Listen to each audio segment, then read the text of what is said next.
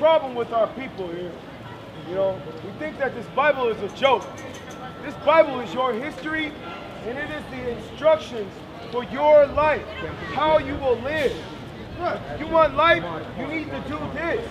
That's right here. Psalms 111, verse 10. Psalms chapter 111, verse 10. The fear. Hold on. He said the fear. Who here? Go ahead. Keep going. The fear of the Lord is the beginning of wisdom. Stop. Who here fears the Lord? You fear the Lord, brother? You do? If you fear the Lord, you'll be keeping his commandments. Keep reading. And good understanding have all they that do his commandments. You hear that? He said, if you fear the Lord, then you will do his commandments. What is some of his commandments? You don't know, then you have no fear. Fear means that you respect something. Read that again for the brother. The fear of the Lord is the beginning of wisdom. That's how you get wisdom, brother.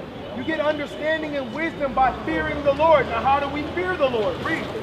A good understanding have all they that do his commandments. So, fearing the Lord is doing the commandments of the Lord. Okay? Did he tell you about your beard, brother? Go to Leviticus. Show him that, brother. Just to remind him again, you know? Chapter 19, verse 27. Okay, so fear of the Lord is wisdom. That's how we're going to get our wisdom. How are we going to do the commandments? By following and learning and searching them out. Here's one, an easy one that you can do. Go ahead. Ye shall not round the corners of your head. So the Bible says, don't make your head bald. If you go bald, that's the Most High doing that to you. But it says what? Ye shall not round the corners of your head. Don't make yourself bald. Keep going. Neither shalt thou mar the corner of thy beard. Now when it says mar the corners of thy beard, mar means destroy. What you've done to your face, brother, is destroying your face. You are not supposed to do that. That is a sin according to this Bible. So if you want to do the commandments like we said before, you're going to what? You're going to obey them, right? So when it says not to destroy your beard, now what you have to do?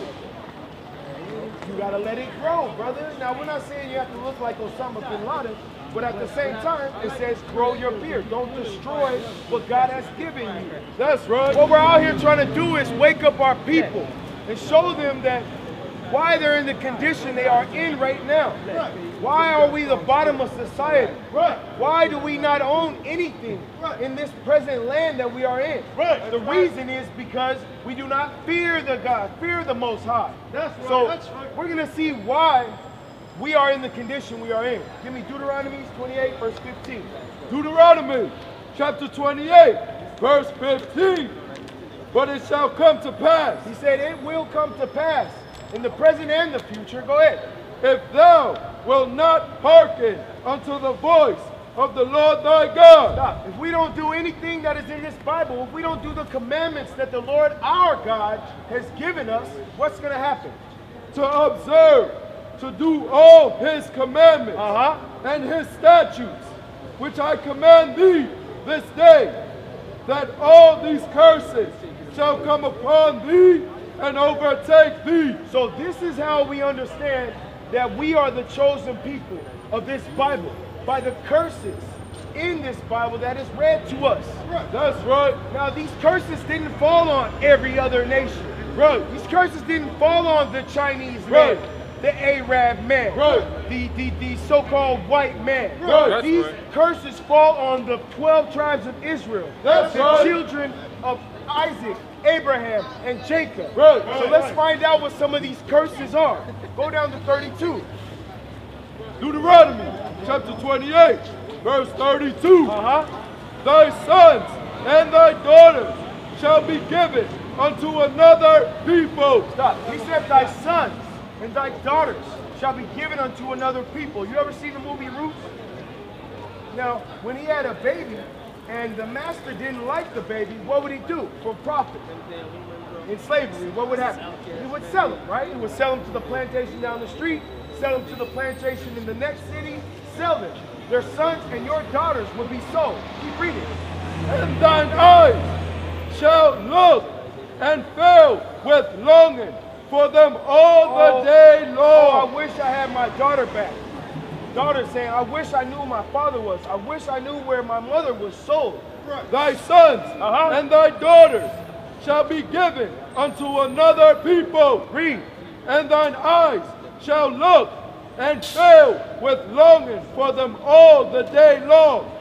And there shall be no might in thine hand. Meaning we will not have the power, the economic strength, the money to get them back. Right.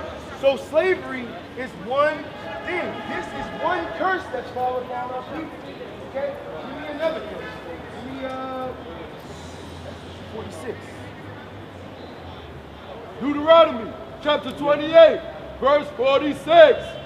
And they shall be upon thee for a sign and for a wonder. So he said they shall be upon us for a sign. These curses shall be upon our people, the 12 tribes of Israel, for a sign and for a wonder. Right. Meaning this is going to be, what does a sign do, brother? What does a sign do? It tells you what's to come, right? It tells you if you see a stop sign, you know, hey, I'm going to have to stop at that sign when it comes to close. All right, so he's saying our sons and our daughters will be taken away from us, and this will be a sign and a wonder to come. From now until the end of time, this will happen to us. I'll go to 48. Deuteronomy chapter 28, verse 48. Therefore shalt thou serve thine enemies. Stop. He said, therefore, because we didn't do what the Most High asked us to do, because we didn't follow the commandments that we had from the beginning, these curses shall come upon us. He says, therefore, what? Therefore shalt thou serve thine enemy. Who are we serving? Who did we serve in slavery? The white man, right? Who are we serving today? The white man, right? Keep reading. Which the Lord shall send against thee. So look, the white man didn't just wake up one day and say, hey, you know what? I'm going to start enslaving black folks. Or you know what? I'm going to put all these black people in the bad neighborhoods and we're going to make them pay whatever the hell we want them to pay. That's not what happened. We didn't do what the commandments told us to do. So God sent this nation of people from far against us to put us in the condition that we are in today. That's right. Keep reading. In hunger. In hunger. So do any of our people own Walmart? Do we own Albertsons? Do we own any food places? Any other factories that make food? The black folks own farms. The Mexicans own farms. The Latinos, Puerto Ricans, any of the people on that side own anything that will give you food.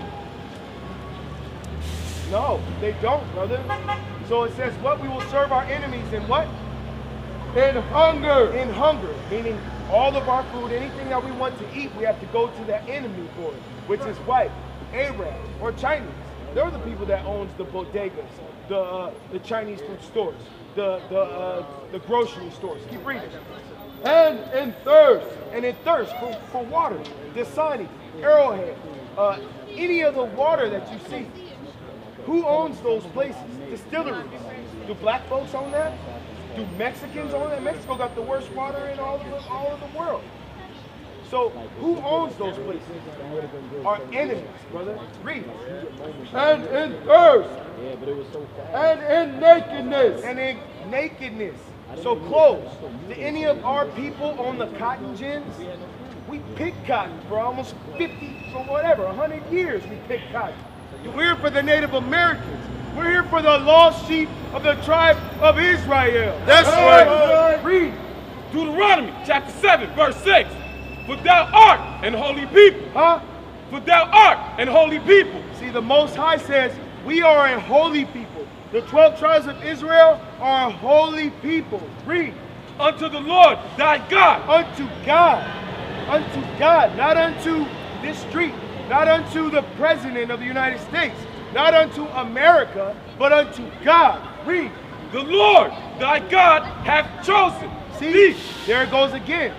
There it goes again. The Lord thy God has chosen you, brother. Has chosen you, sister. Has chosen the lost tribes of Israel for what?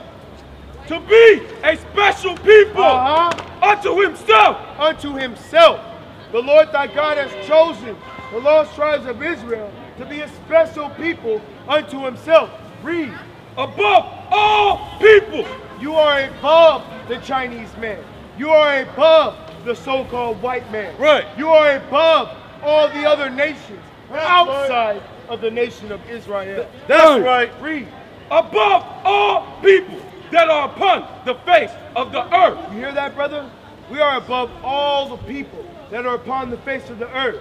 The Most High made you children, made you black, women, Native American, Latino, greater, and above all people on the face of this earth. So it's time to stand up and walk in your greatness. It's time to stand up and walk in your priesthood. What's that scripture? Who will stand up for me? Psalms 94:16. Psalms 94 and 16. Give me that. So who's gonna ride for the Lord? Who's gonna ride or die like the worldly people say? This is what the scriptures is asking you. Read. Psalms chapter 94, verse 16. Who will rise up for me? Stop. Who will rise up for me? Not me personally, but the Most High, the Mashiach, the Jesus Christ who came and died for you, for the lost sheep of Israel. Read. Who will rise up for me against the evildoers? Against the evildoers, against our enemies, against the people who don't want to do what God has commanded us to do, who keep us in this low state, who keep us dumb and numb to what we need to do, to waking up. Read that again, start from the beginning. Who will rise up? Who will rise up for me against the evildoers? Or who will stand up for me against the workers of iniquity? Against the workers of iniquity, against the nations that came up against us, against the nations that came together that said, keep us out of our commandments, to keep us down to the ground. Let's rise up, folks. Read it again. Who will rise up for me against the evildoers? Or who will stand up for me against the workers of iniquity? So who will rise up, brother? Will you rise up? Will you rise up? Or are you just going to stay where you at? You believe you will rise up. To say it like a man. I'm going to rise up.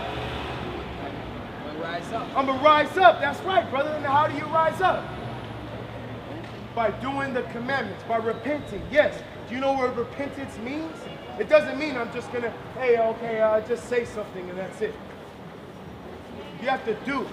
You have to do. Okay? So faith without works is dead. If you don't do anything, you won't get anything. You always do the same thing, you always have the same thing. So you have to do something different so you can have something different. And with that I say, shalom.